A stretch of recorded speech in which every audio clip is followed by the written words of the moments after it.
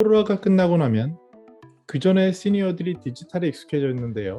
이것들을 어떻게 변화가 있을지 코로나 이후에 세 가지 시니어 디지털 경험 전략에 대해 말씀드리도록 하겠습니다.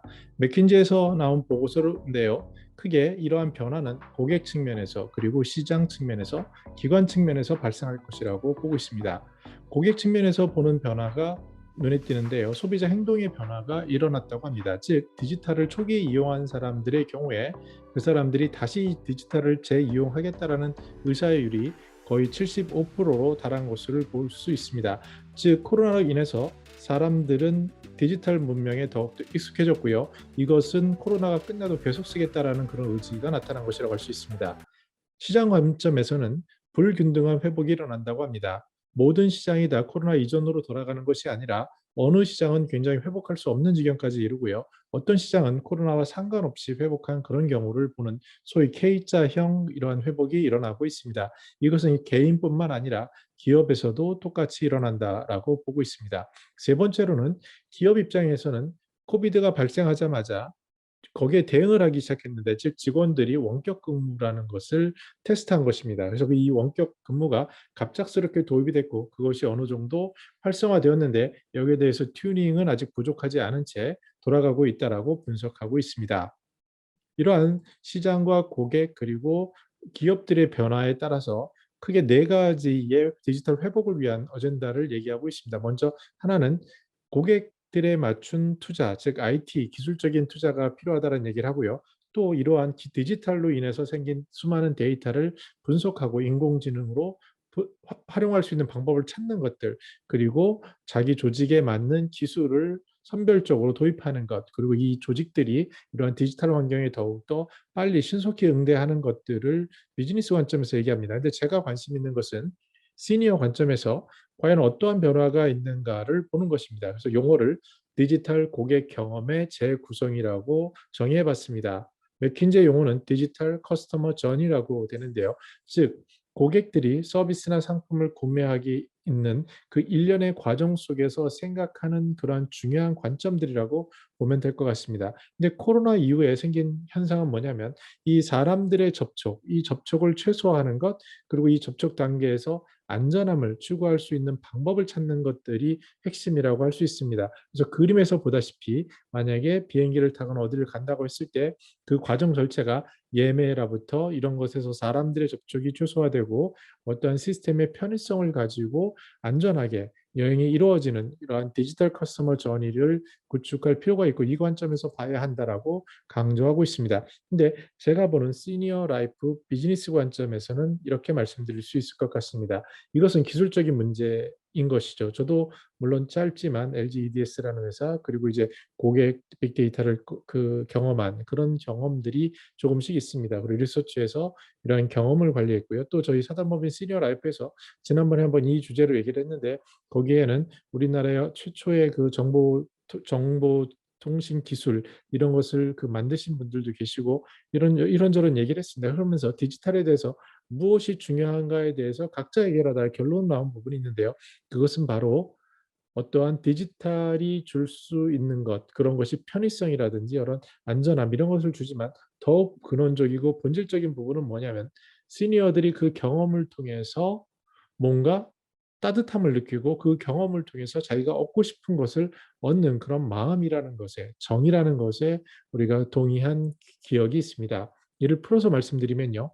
디지털이라는 것을 비즈니스 관점에서 보면 IT 기술을 가지고 얼마를 투자해서 어떻게 만들어라. 그리고 그런 조직이 될 수 있게 이런 기술이 필요하다. 이런 것은 자본이 비즈니스에서 얘기하는 거지만 시니어 라이프 비즈니스 관점에서 볼 때는요.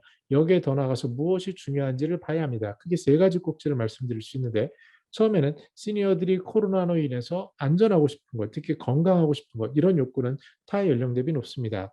그 이유는 우리가 알다시피 치명률이 굉장히 높기 때문이죠. 고연령층이고 또 고연령층은 만성질환을 가질 확률도 많고요. 그런 이런저런 이유로 어떤 안전에 대한, 세이프티에 대한 것, 건강에 대한 것에 대한 욕구는 다른 연령보다 굉장히 강하다고 할 수 있습니다. 그래서 이러한 것들을 지켜주는 것은 맞습니다. 그래서 그런 절차를 만들어주는 게 맞지만 그것을 디지털로 풀어야 되는데 푸는 방식에 있어서 상당히 눈높이가 필요합니다. 젊은 사람들 위주로 쉽게 하는 것이 아니라 시니어 관점에서 풀어주는 방식이 필요합니다. 예를 들어서 시니어의 경우에 어떤 예약을 한다고 했을 때 전화라는 방식이 편할 수도 있고요. 아니면 그 절차에 있어서는 한 단계, 두 단계 정도로 끝날 수 있어야 되고, 혹시 그 가운데 어려움이 생기면 맞춤형으로 거기서 커뮤니케이션으로 도와줄 수 있는 그런 것들이 필요합니다.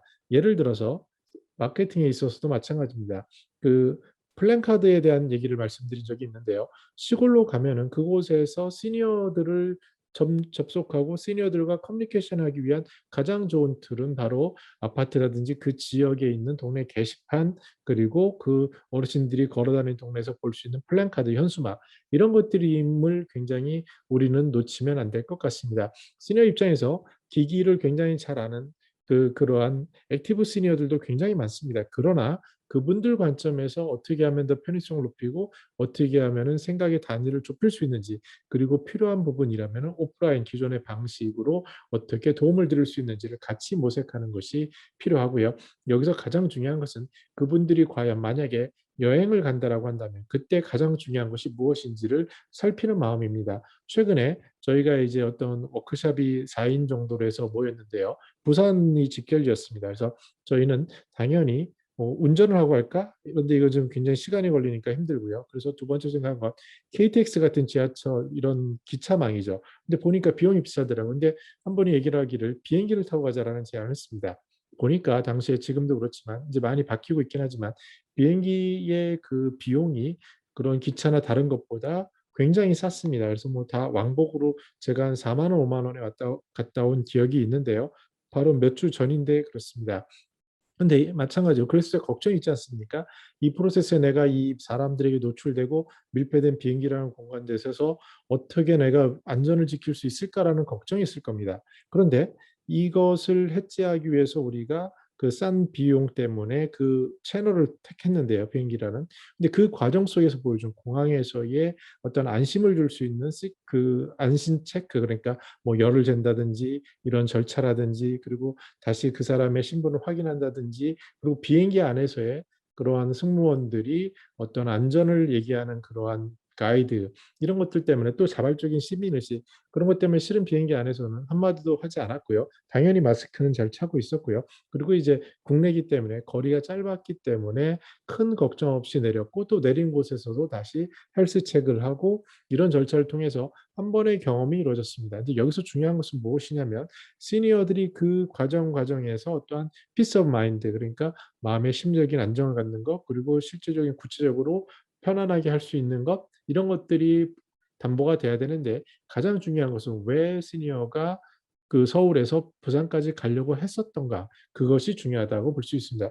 바로 부산에 아시는 분이 있고 만나고 싶은 사람이 있었기 때문에 그렇습니다. 그래서 이러한 것들을 같이 복합적으로 시스템에서 구현할 수 있고 그러한 혜택을 줄 수 있는 것을 모델링하고 만들어낼 수 있다면 아마 그것이 바로 디지털 경험관리 시대의 시니어 고객을 위한 것이라고 생각이 듭니다. 저도 크게는 뭐 30억 이상의 투자를 제가 총괄해서 그 구현한 적이 있는데요. 당시에 그 정도 돈이었으면 굉장히 큰 금액이었습니다. 근데 그런 것들을 접근하는 IT 사람들은 어떤 기술적인 것 이런 것을 얘기하지만 실제로 의사결정을 하는 것은 사람입니다. 즉 기업의 총수라든지 아니면 그것을 구현하고 싶은 마케터라든지 이런 사람들이 무엇이 중요한지, 그리고 현장에서 어떤 것을 줄 수 있는지, 그리고 실질적으로 주고자 하는 것은 그 고객이 현장에서 어떻게 우리 상품 서비스에 락인이 될 수 있게 하는지, 이러한 경험을 얼마나 디지털적으로 관리할 수 있는지가 핵심이라고 할 수 있겠습니다. 그래서 다시 정리해 보면요,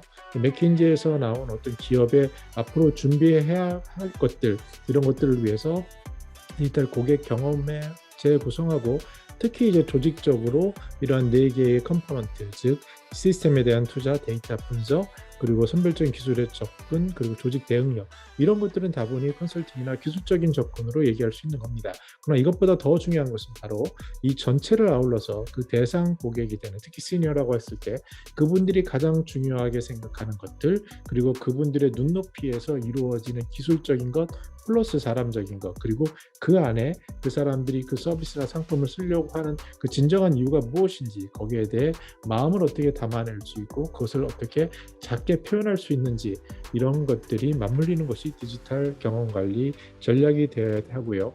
이렇게 시니어 고객이 늘어나는 이 시대에 어떠한 보수적인 기관들도 실버 계층이 늘어난다고 누구나 알고 있고 솔루션을 그쪽에서 그러니까 수익도 그쪽에서 찾아야 되는 이러한 절실함을 곧 맞닥뜨리게 될 것이라고 보여지는데요. 이러한 기업이나 이러한 개인이나 또는 어떤 소상공인이나 이런 분들이 꼭 생각해야 할 것은 기본적으로 시스템은 우리가 이용하기 쉽고 그리고 그것이 전달되기 쉽고 그 속에서 마음이 전달될 수 있는 그리고 시니어의 눈높이에 맞는 그런 것이 되어야 된다라고 생각을 합니다. 저는 더 나은 시니어 삶 공동체를 연구합니다. 감사합니다.